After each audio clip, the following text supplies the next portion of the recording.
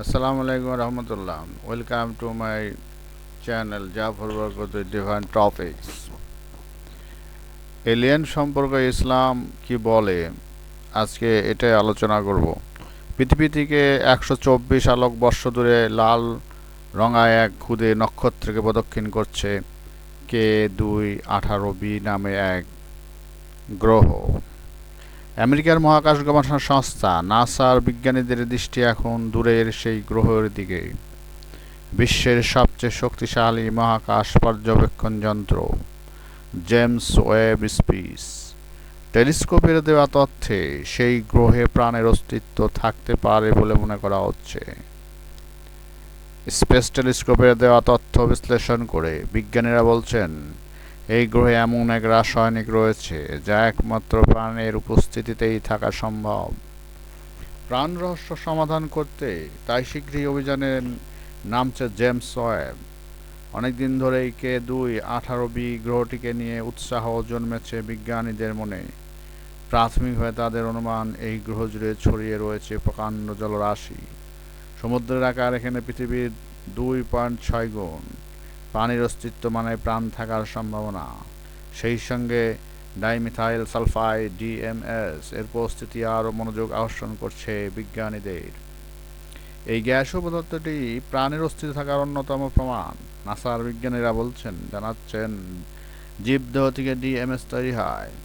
অতএব K2-18b এর বায়ুমণ্ডলে DMS এর উপস্থিতি যথেষ্ট ইঙ্গিতবাহী। যদিও এই গবেষণার প্রধান বিজ্ঞানী ক্যামব্রিজের জ্যোতির্বিজ্ঞানী নিক্কু মধুসূদন জানিয়েছেন, এত তাড়াতাড়ি কোনো সিদ্ধান্ত উপনীত হতে রাজি নন তিনি। তবে জেমস ওয়েব মহাকাশ পর্যবেক্ষণ যন্ত্রের দেওয়া তথ্যে এই গ্রহে DMS থাকার বিষয়ে বিজ্ঞানীরা অনেকটাই নিশ্চিত। তবে আরও তথ্য বিশ্লেষণের প্রয়োজন বলে মনে করছেন তারা। আল্লাহ পবিত্র কোরআনের প্রথম সূরা ফাতিহাতে বলেছেন, আলহামদুলিল্লাহ রাব্বিল আলামিন। Is the Lord, Allah is the Lord of all the worlds. Allah হচ্ছে সমস্ত আরো গ্রহ নক্ষত্র অনেক পৃথিবীর রব।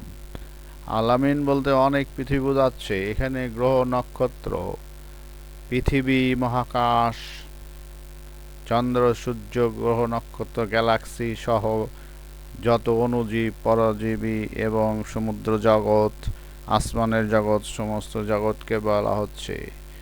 এই পৃথিবীর যে মহাকাশ আল্লাহ কোরআনে বলেছেন যে তিনি সপ্ত আকাশ বা সপ্ত আসমান সৃষ্টি করেছেন।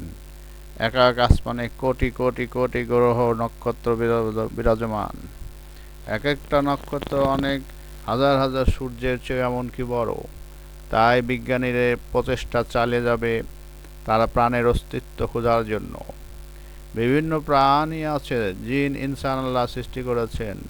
তার মধ্যে জিনরা আগুনের তৈরি এবং তারা বিভিন্ন আকৃতি ধারণ করে ঘুরে বেড়ায়। এমনকি কোরআনের পবিত্র এক জায়গায় বলা হয়েছে, জিনেরা মহাকাশে ঘুরে বেড়ায় এবং আল্লাহর ঊর্ধ্ব আকাশে ঢোকার জন্য চেষ্টা করে, এবং শয়তান জিনেরা চেষ্টা করে আল্লাহর বার্তার মিটিং এগুলো শোনার জন্য। তখন ফেরেশতারা বিভিন্ন উল্কাপিণ্ড নিক্ষেপ করে।